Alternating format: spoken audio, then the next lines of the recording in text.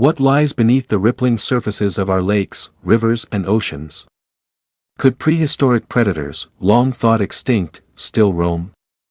Or huge, deep-dwelling creatures that are as elusive as they are mysterious? Truly, there is something in the water. The question is, what? The seas, lakes and rivers of our world are as fascinating as they are enigmatic.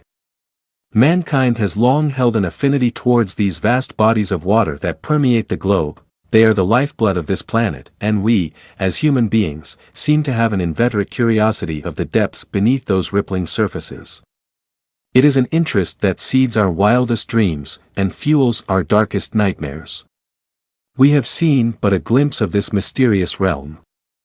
And in fact, more people have visited the moon than have visited the deepest parts of our oceans. Despite covering more than 2/3 of the Earth's surface, 95% of our seas and oceans remain unexplored, and of the tens of thousands of new species which are catalogued each year, a huge number of them are aquatic. The truth, it seems, is an ominous one. There are potentially millions upon millions of waterborne species still undiscovered, which begs the question, what else could be lurking in those depths? For centuries, sailors reported horrifying encounters with various sea monsters, with perhaps the most recognizable amongst them being the dreaded Kraken. In modern times, however, these stories have largely been dismissed as tall tales of the sea, told to frighten fresh naval recruits and to deter piracy. But it may surprise you to learn that sightings of so-called sea, river and lake monsters are as prevalent today as they were all those years ago. Interest in this subject saw a huge resurgence in the late 90s, when an ultra-low-frequency sound was detected underwater by the U.S. National Oceanic and Atmospheric Administration, or NOAA, in 1997. It was said to have been so loud and so powerful that it was picked up by multiple sensors more than 3,000 miles away. It was referred to simply as bloop, and scientists initially suspected that it must have been made by some huge, as yet undiscovered marine animal, larger than anything on record. By 2012, however, investigations had revealed that it was nothing more than sea ice, scraping against the ocean floor.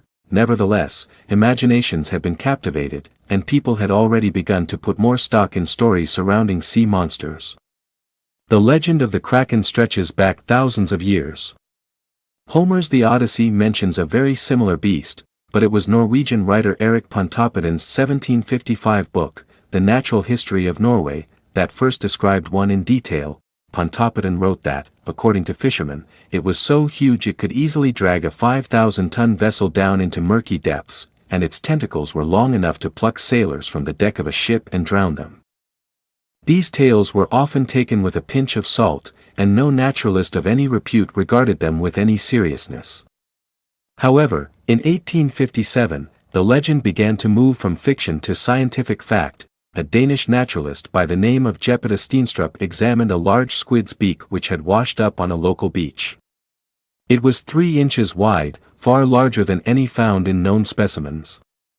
He could only make estimations as to the animal's full size, but when he was later handed 2 large tentacles which had appeared on a beach in the Bahamas, he famously declared that the Kraken was indeed real. In more recent times, giant and even colossal squids have been described, growing up to 15 meters in length.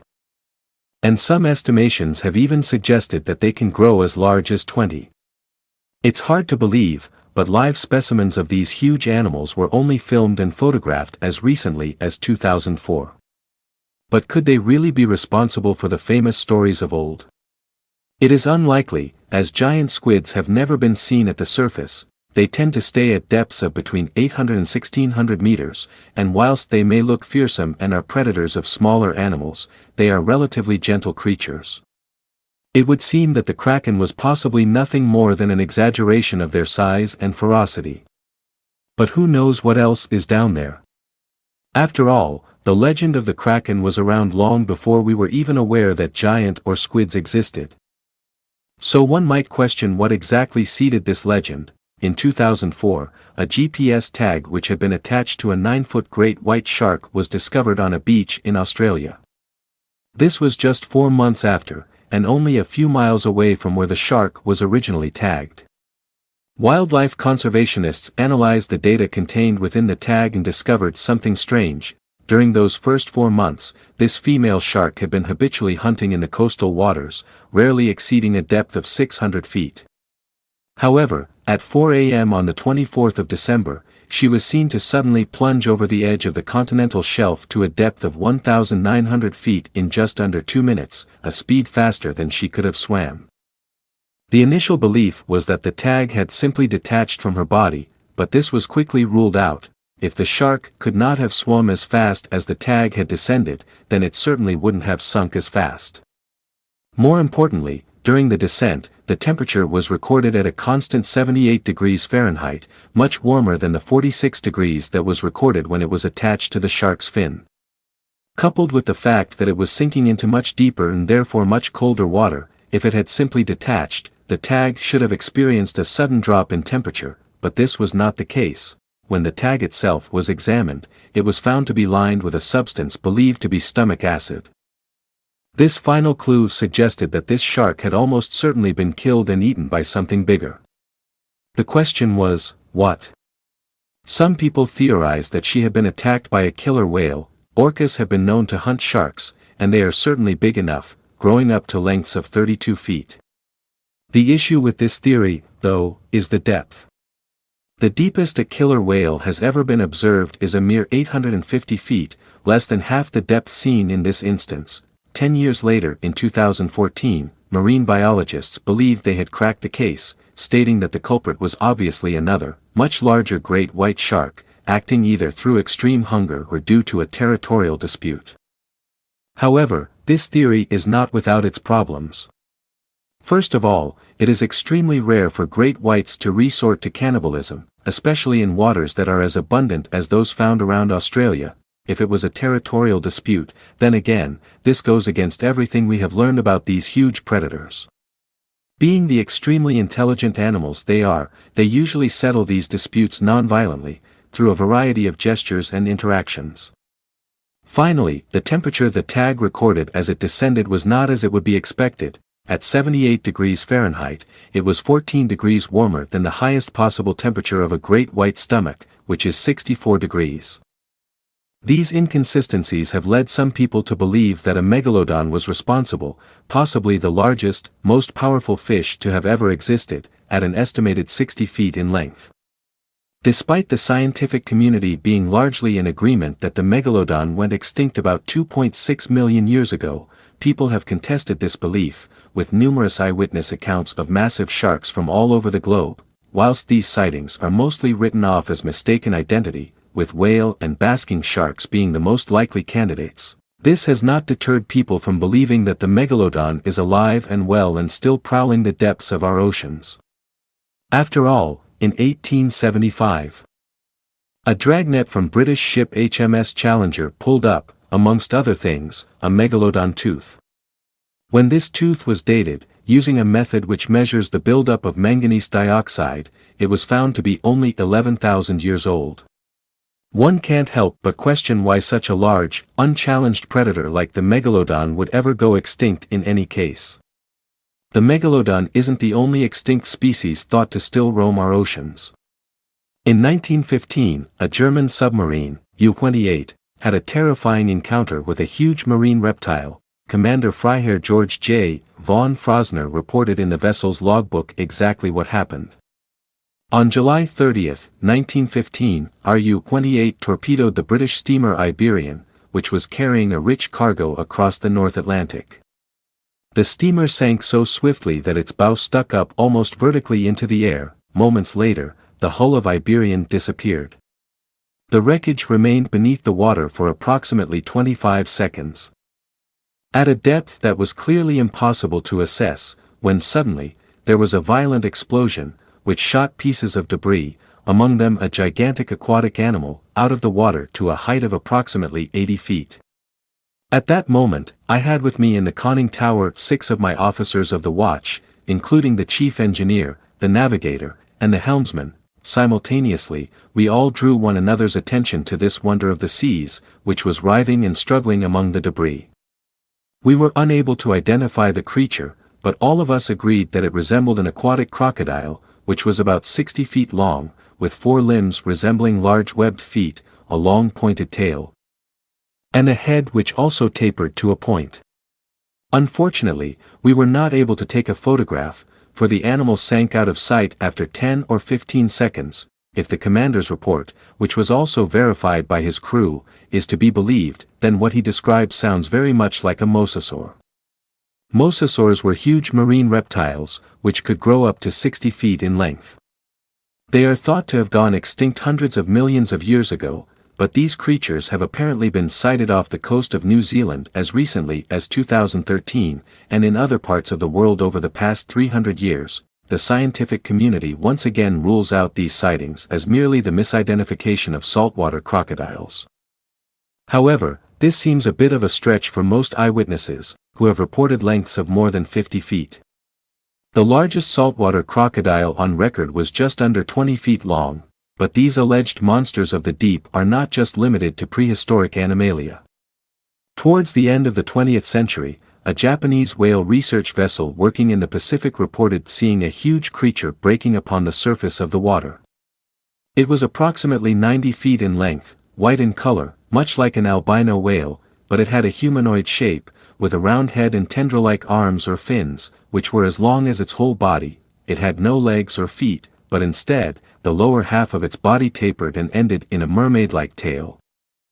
Because of its oddly human-like shape, the research crew named it ninjin, the Japanese word for human.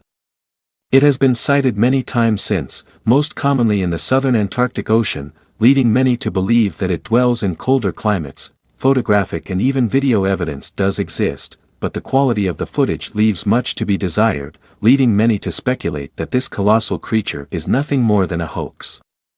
If ninjin does exist, however, some have suggested that it could be an as yet undiscovered species of whale. Of course, such sightings do not just occur on the high seas. There are many lakes and throughout the world which are thought to hide exotic or ancient creatures, with possibly the oldest and most well-known example being the Loch Ness Monster. Sightings of Nessie date as far back as the 6th century, but the majority of eyewitness accounts only began to appear after the 1930s.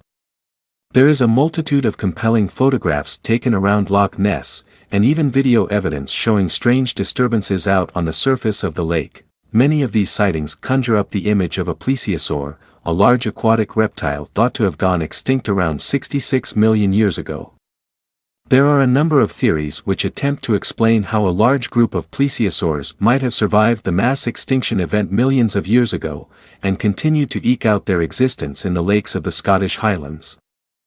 Unfortunately, however, the legend seems to wane somewhat with each passing year, as hoax after hoax is exposed, and we are left wondering whether Nessie was ever real to begin with, is simply lying dormant, or has perhaps gone forever. Loch Ness is only one of many large bodies of water thought to be home to a plesiosaur.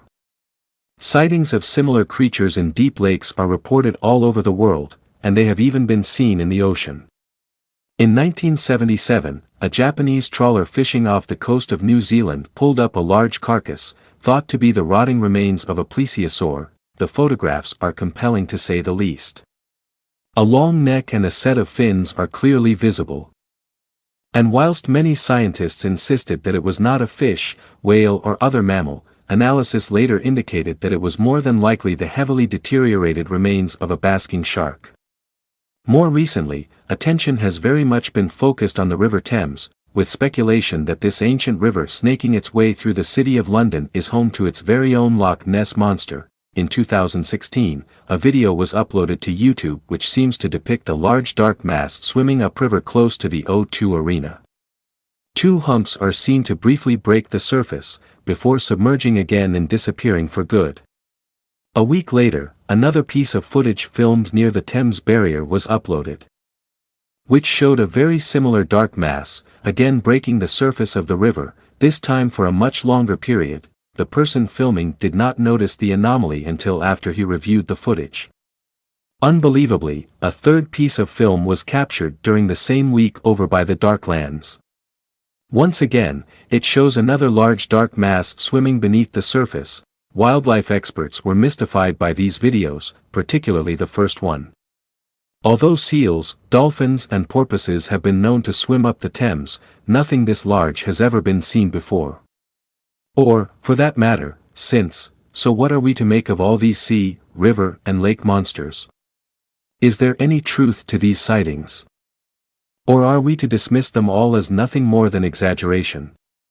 There simply isn't enough compelling evidence to conclude that any of these creatures exist. But on the flip side, the depths of the Earth's waters are so opaque, mysterious and inaccessible that they might as well be in some far-flung region of the solar system. We simply do not know what is down there. We cannot deny that the possible existence of oversized, predatory or rarely seen creatures in our waters has captivated our imaginations. It seems we have plenty left to discover, and possibly plenty more to fear. The next time you go paddling in a lake, river or sea, take a moment to consider what might be lurking beneath your feet.